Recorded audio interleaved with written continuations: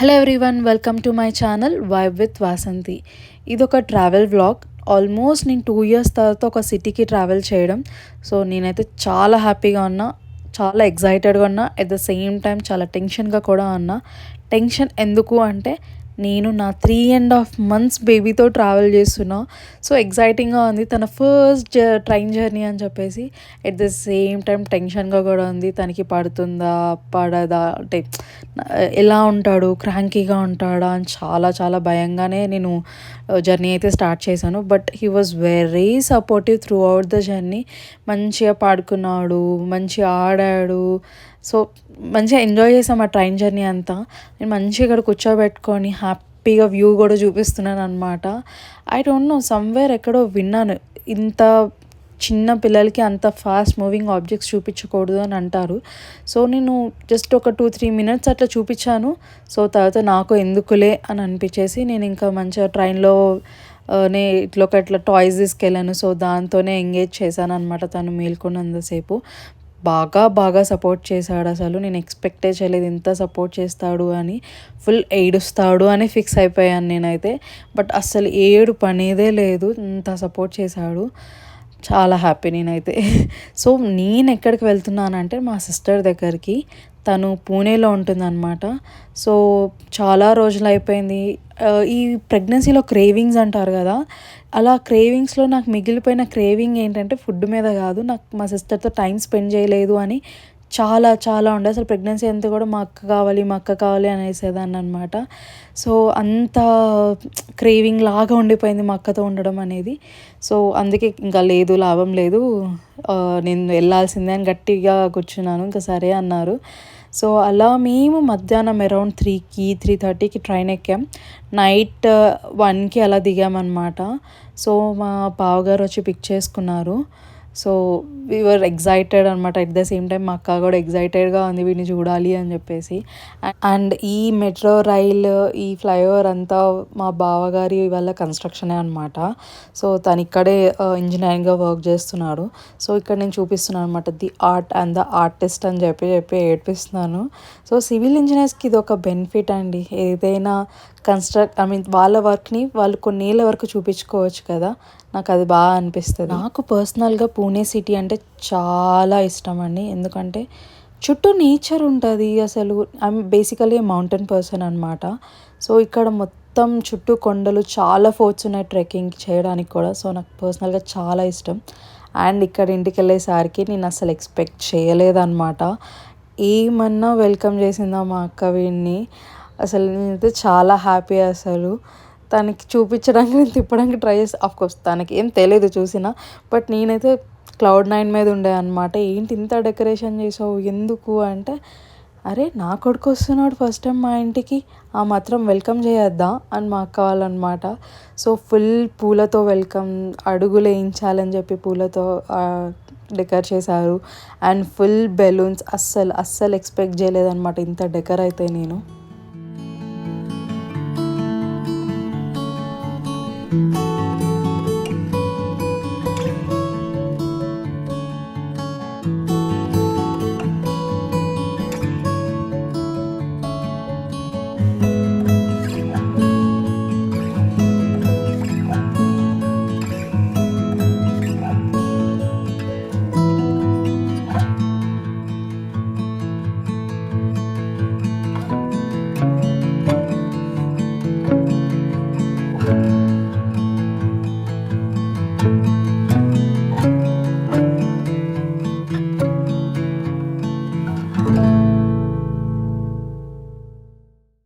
Decoration ఎంత క్యూట్గా ఉంది కదా.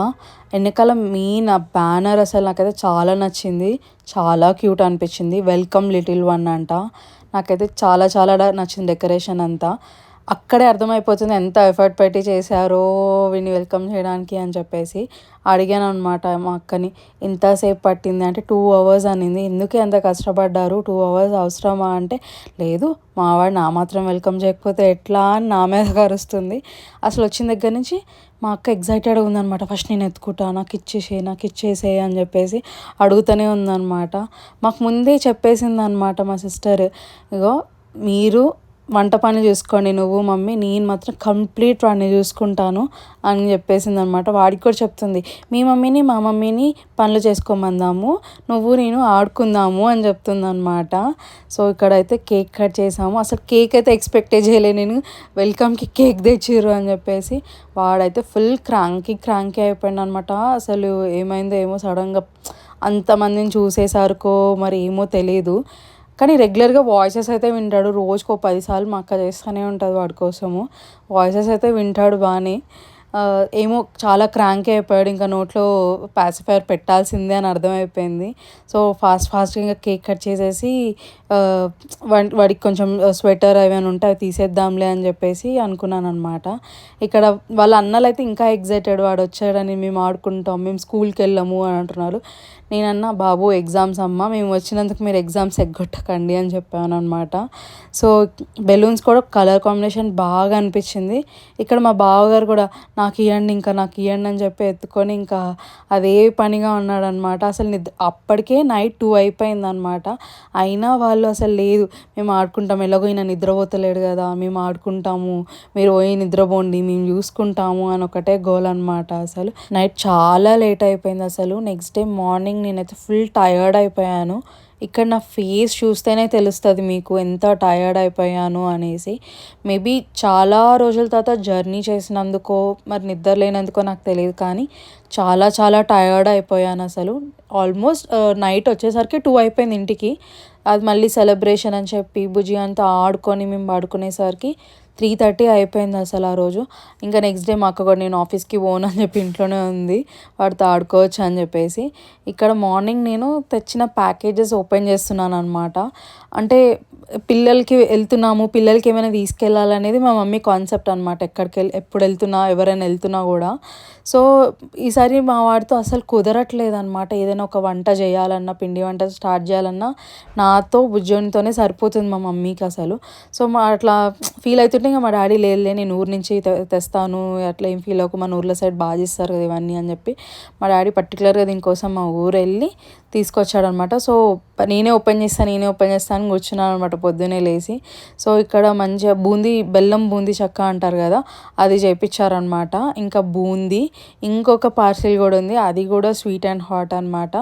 ఒక దాంట్లో ఏమో బూందీ లడ్డు ఉంది, ఇంకో దాంట్లో ఏమో చక్రాలు చేశారనమాట. ఓకే, సూపర్ ఉన్నాయని నేను చెప్పాను, కానీ బూందీ చెక్క బాగుంది, boondi is also good and laddu is also good. But చక్రాలే కొంచెం డిఫరెంట్గా అనిపించాయి. మేబీ నేను మా మదర్వి తిని అవి కొత్తగా అనిపించాయి నాకు.